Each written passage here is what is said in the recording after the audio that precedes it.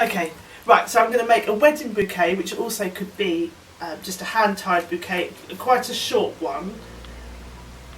And I'm making it out of late spring pastel flowers. So we've got tulips and ranunculus, cow parsley, lonicera and beech I'm using. So they're all things that you can grow in your garden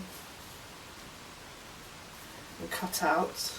Now I've prepared these, I conditioned these last night, so they're all ready, which means it will have really good longevity in the vase or as a bouquet. And I'm ripping off all the foliage, because anything below the waterline in a vase is going to create bacteria.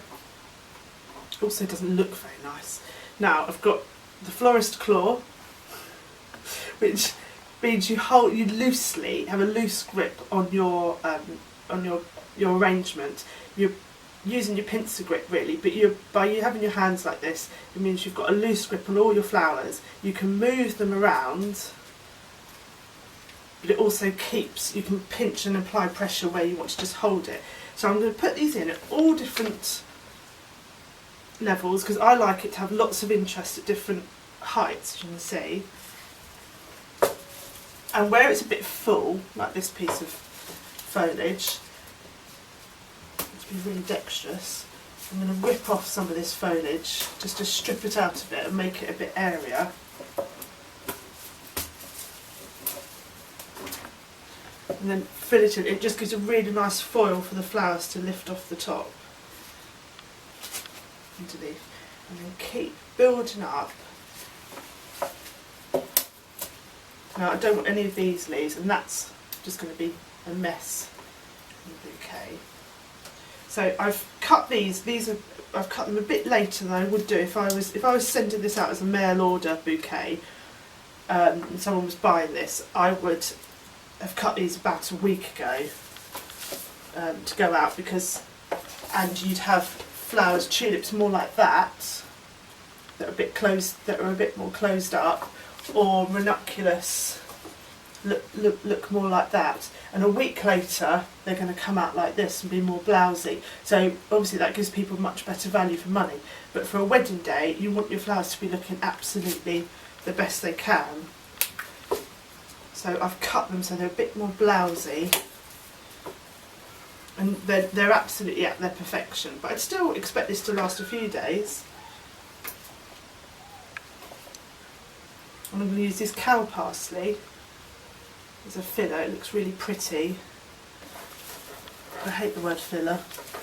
Just don't think it just gives, not a very nice way to describe flowers. It isn't, is it? No. They're all nature's children. Exactly. Right, and then all these pieces. Now, in order to prepare all of these, I stripped off loads of the bottom leaves, as you can see anyway. But you always, there's always a bit of fiddling to do as you prepare. So you can see it's all holding itself. Oh, no, I've ripped that one too much. That's too. Is there a sort of maths to how many stems you should put in, or how many of a certain type of? Do you know, lots of florists will have, like traditional florists will have, because they will price it on a certain amount of stems, and that's why, like you say, you have your main flowers and your filler and your foliage, and they'll have a proportion. But I just do it by eye, and I think if you're doing a natural arrangement, it's far nicer to just get out a good mixture of flowers and just keep adding it until it feels right, and just be much more spontaneous about it. And I think that's how flowers grow in your garden. They just grow as they want to, and some do better than others, and some have grown up a bit higher, like the way that I'm putting the foliage out. And I think if you just keep building around, I think some of these leaves are in the way, so I'm just going to pinch them out so they let the flowers sing a bit more.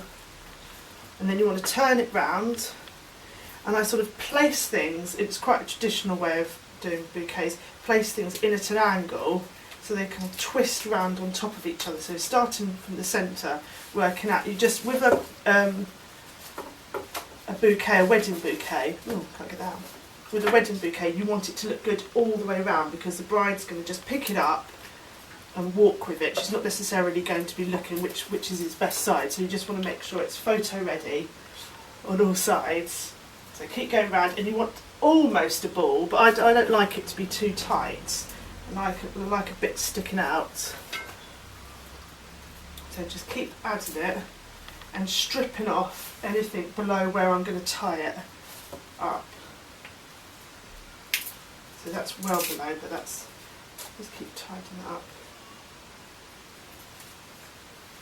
So where you're going to tie it is where you've got your claw. Yeah. Yeah, exactly. And it's got quite a nice splayed, it will look quite pretty, because I don't cover up where the stems are going to go. Strip all that off, because I only want the top little bit. So a lot of this, it's quite quick to do a bouquet, but a lot of it is in the conditioning, because you see when that was on a tree, when that was on the shrub, that was full of flowers.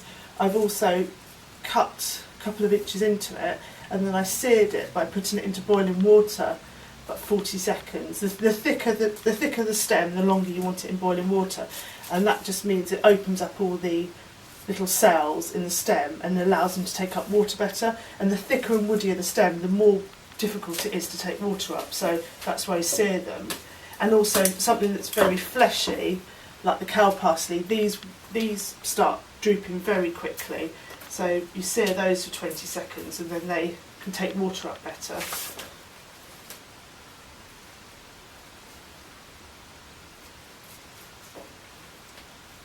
Now I'm not happy with the way some of this is sticking out, so because I've got my loose grip on it, I'll just take it out and I'm just going to rebalance it a bit. So this is what I mean about not doing it traditional floristry. You might have 5 of one, 7 of another, and you spread them out all evenly, because I think this looks better if you just keep looking at it and rearranging it until you're happy with it. So it's a bit more labour intensive because you are actually doing something individual every time, depending on the selection of flowers that you're using.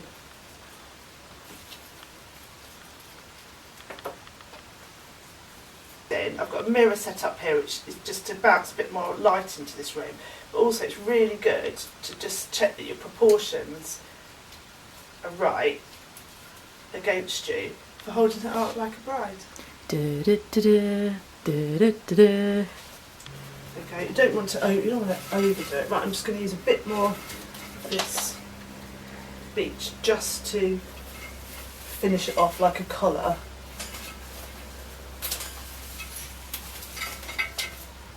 So this is really pretty. It's got little seed heads on it, representing new life, new marriage.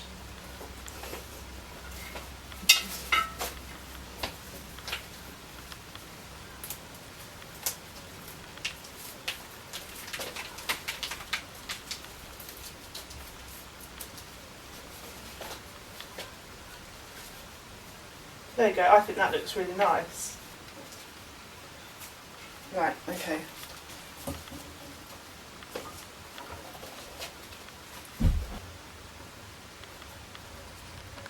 Right, so now I'm going to tie it up. I'm going to get a piece of string, I don't know, like good 50 centimetres, like an arm's pull. There's nothing worse than not having enough.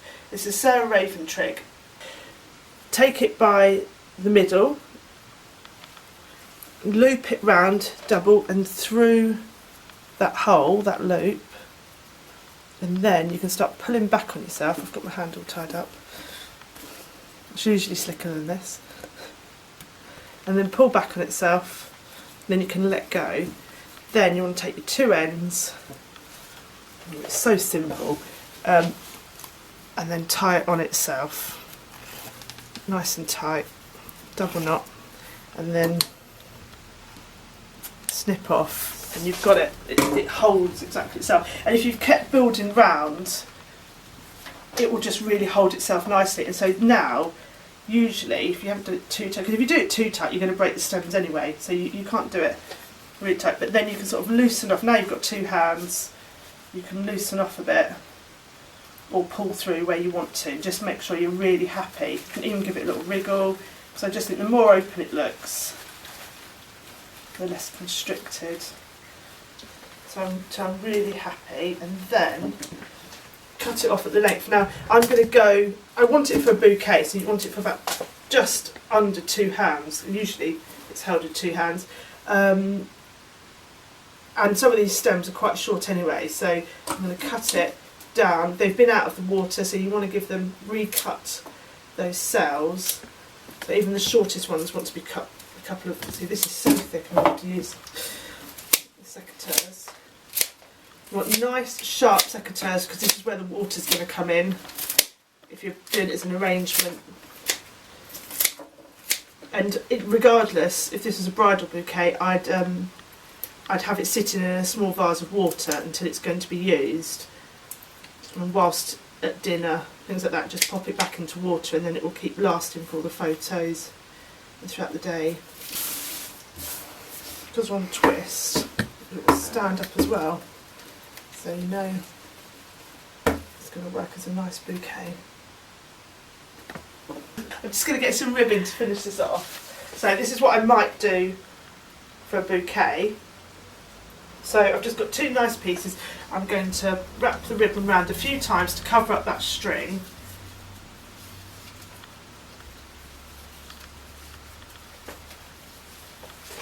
And you could use, you know, if I was doing this a bit more time for a wedding bouquet, I might pin down the ribbon just to hold it into position.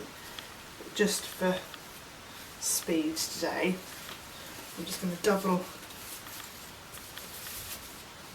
knot it so it looks quite pretty. It's that raspberry ripple. Right, and there you go. And I like the ribbon hanging off long. Looks really pretty with all the stems. Anna's Flower Farm Spring Wedding Bouquet.